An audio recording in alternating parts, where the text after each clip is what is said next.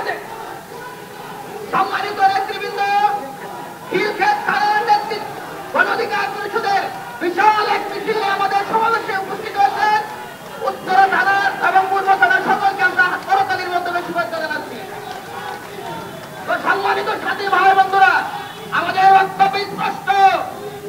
আমরা 52-এর উত্তরসূরি, আমরা 62-এর উত্তরসূরি, আমরা 69-এর উত্তরসূরি, আমরা 71-এর উত্তরসূরি। সম্মানিত নেতৃবৃন্দ, আজকের অনুষ্ঠানের সম্মানিত প্রধান অতিথি জনাব নুরুল হক আমাদের স্টেজে উপস্থিত হয়েছেন। সম্মানিত নেতৃবৃন্দ, তো আমি আর বক্তব্য দিব না, আমাদের নেতৃবৃন্দ বেদ উপস্থিত হয়েছেন, তারা বক্তব্য দিবেন। সকলকে ধন্যবাদ জানিয়ে সকলের সুস্বাস্থ্য এবং সুন্দর জীবন কামনা করে আমি শেষ করছি। ধন্যবাদ। বিজয়ের পথে হারিয়ে এই আওয়ামী ট্রাফিককে চিরতরে বাংলাদেশের মানুষজন চায়, তাদেরকেও নিষিদ্ধ করতে হবে।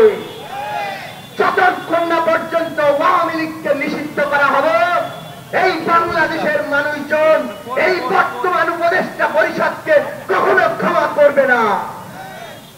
নতুন রাজনৈতিক দল খুলছে, আমরা সবাইকে রাজনৈতিক মাঠে সাধুবাদ জানাই, কিন্তু একটা কথা স্পষ্ট, যদি সবচেয়ে বড় -2 ফর্মুলা কারোর সাথে খেলা হয়ে থাকে, সবচেয়ে বড় বৈষম্যের শিকার কেউ হয়ে থাকে, এই অধিকার পরিষদের নেতা কর্মীরাই হচ্ছে। সুতরাং আমরা স্পষ্ট বলে দিতে চাই, আপনারা 1 আর 1 যোগ করে 2 যতক্ষণ বাড়াবেন ততক্ষণ রাজনীতির মাঠে আপনারা টিকবেন।